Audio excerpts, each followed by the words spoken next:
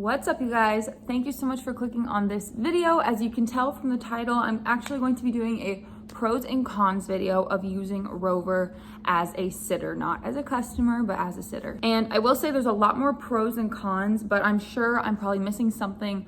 Like I've said before, I think in one of my other videos, that I haven't done it a ton, but I've actually been a sitter on the website since like 2017 or 2018. I'm not really sure. I actually have another one booked for 8 nights in a couple days. So I'm excited about that. So I'm gonna get even more experience, but I just wanna make this video for you guys. I have, like I said, a lot of pros and some cons, and I'm probably missing some on both sides. So let me know if you've done this and if you have your own pros and cons that I am missing. So I'm probably gonna go back and forth, and then when I run out of cons, I'll just do the pros. So the first pro I have is you can set your own rates. So it's pretty straightforward. You're able to set your own rates on there, and you can choose how much you want to make. Obviously, you don't want to set it too high because you won't probably get a lot of people. But then again, there's also some people on there that really sell themselves short.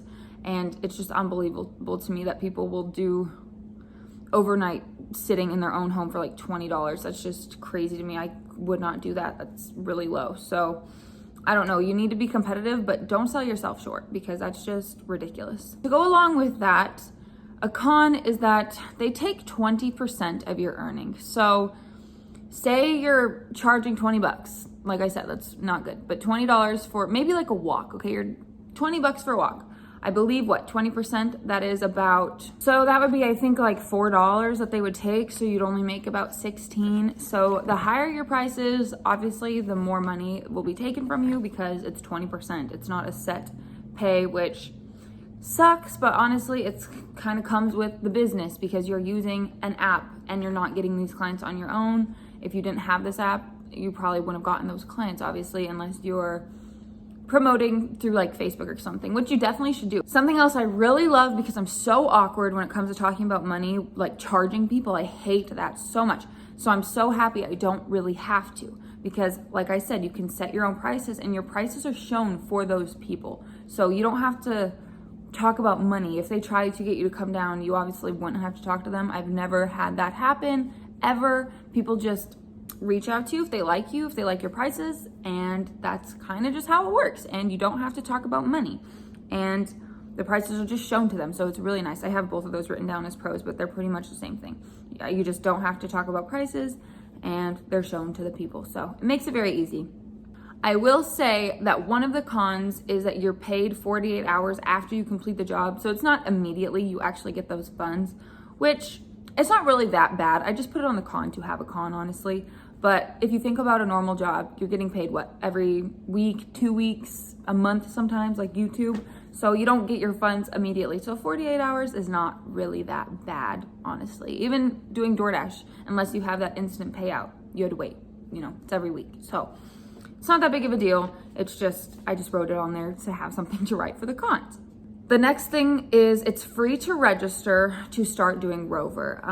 Even though eventually, like I said, they'll take that 20%, but you don't have to pay anything to register, which is nice. Now let's go to a con, and this one kind of ties in. It's still on the money side, but depending on your area, you'll want to look and see what other people are pricing themselves. And you won't want to just be the lowest one. Like, do not do that, but don't be the highest either, I would say, or just try to be average. It's really hard because some people really do sell themselves so short. Like, I just think $20 to $30 a night is just way too small. After the 20%, and it's less than that, it's just crazy to me. So I would still look and see what the average is and try to be around the average, but don't sell yourself short, otherwise it probably won't even be worth it. And you most likely will eventually still get people. So I've noticed that. I had higher prices than I do right now, and I still got requests, which is crazy to me when there's people posted for $25 a night. I'm like, I don't understand that. I don't get it at all, because, they can make messes in your home. It's not something that would be worth like 20 bucks after Rover fees, I don't know. It's weird to me. Another pro is that this is a great job if you're an animal lover. It's pretty straightforward. This is just a really good job if you're an animal lover, and that's a pretty basic one. So let's do another one. This is something I really like.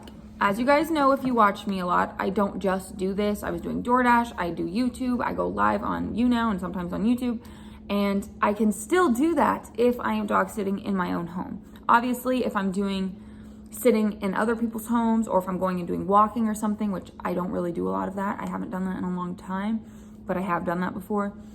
Well, then you can't really do that unless they have Wi-Fi and you can work there, which I actually did that when I sat at another person's house, which was fine. But I don't know, I couldn't really do that now. I use a computer, so I couldn't really take it with me, obviously. But if you work from home, this is just a really good way to have extra income. So another con is that pets can be nuisances, okay? I just watched dogs that were actually really great. I'm not gonna say they were terrible at all. They were awesome. I will say though that Lincoln, who is the bigger dog, just wants to eat everything. He did not listen well at all when it came to that. Like, I would call him, he wouldn't come to me. It was just kind of annoying. He was a little bit of a nuisance head. So yeah, you just have to deal with that. And I'm sure there are dogs out there that could be a lot worse. I've watched other dogs that literally almost pushed me over before, but he was used to me and I went there 3 times a week, but he was a little butthole, you know? So you never know what kind of dogs you might get, and you just got to be prepared for it, honestly. Don't take jobs that you don't think you can do. If the dog is like huge and you think they're going to push you all around, don't do that. Just don't, because it's not worth it. So just know that pets can be nuisances, and they could honestly cause problems with your home. Like, if they pee and poop everywhere, you want to make sure that they are house trained. But then again, the owners can lie. That obviously, if that happens, keep them away from the carpet.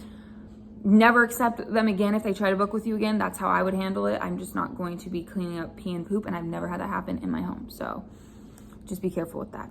Another pro is that you can actually host multiple dogs at once in your home, which I think is great. And that means from different families and everything. But obviously you need to be careful and make sure that all of the dogs will get along and that they're not unfriendly with other dogs, which is not a problem for me because they already have to be, means I have Shyla. So as long as they're good with Shyla and they're good with other dogs, it's fine.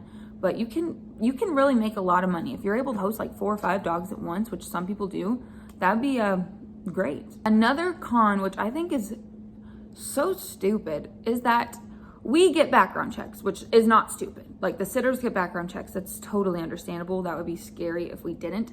But there's no background checks on any of the clients. And I will tell you, I've been really creeped out before about clients. Like, I've just had a bad feeling before and I did not book with them. And sometimes I still have a bad feeling and they end up being normal, but you just don't always know. You just don't always know. Like, some people don't even have pictures. So if they seem weird or like trying to scam you, obviously don't book with them. Or if you get a bad gut feeling, just go with your gut feeling, because I don't think Rover does much at all to protect their sitters. Even though most people are not going on Rover to come and hurt you. You know, it's very unlikely that will happen. Most people really just need someone to watch their pets. So I wouldn't be too worried about that, but make sure you're bringing someone with you. If you're going to meet someone for the first time, make sure it's in a public place. And like what I do is I always have Johnny with me. I will not accept one if he's at work, or I will say, I'm sorry, but I can't have you come here until after blah, blah, blah time, because I'm not going to have someone come into my apartment for the first time.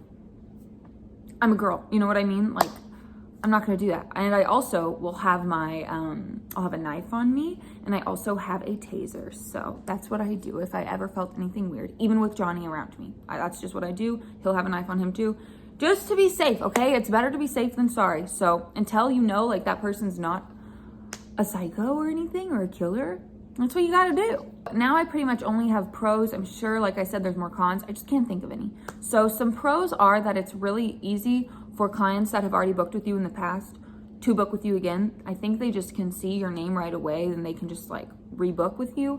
And I know on other ones like WAG and stuff, which I do not do, because they charge 40% of your earnings, which is ridiculous. I will not do that.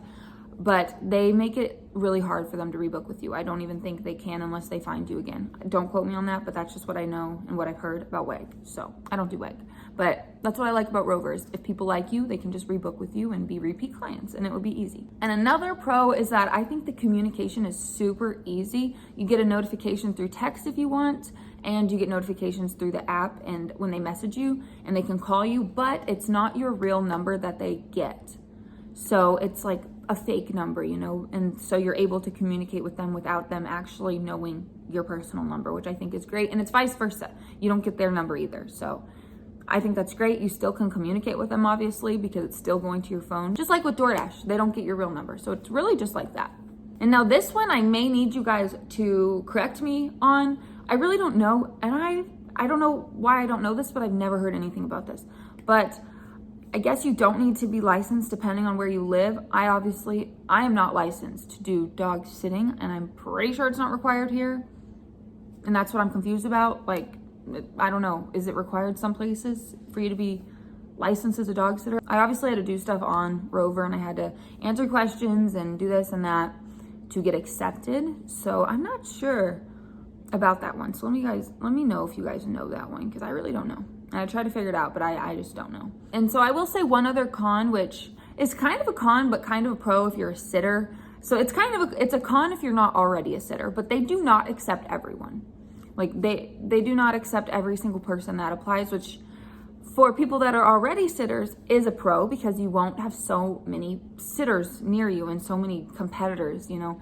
But they do not accept everyone. I really don't know what I'm pretty sure it has to do with the questionnaires you have to answer, and if you don't answer in a way they want you to answer, they won't accept you. So that's kind of a pro, but kind of a con as well, depending on how you look at it. So for me, it's kind of a pro, because I don't want them to just be accepting everyone. And I hear with WEG, they pretty much accept everybody. So obviously they do, means they take 40% from you. But that's pretty much all I got for you guys when it comes to pros and cons. But that's pretty much it. Let me know if you guys have any other pros and cons. If you are a Rover sitter or walker or anything, I'm pretty much a sitter right now in my own home. I would go to other people's places, but that's just not what I've been contacted for right now. But thank you guys so much for watching this video. Please give it a thumbs up if you enjoyed. Please subscribe, and I will see you all in my next video. Bye.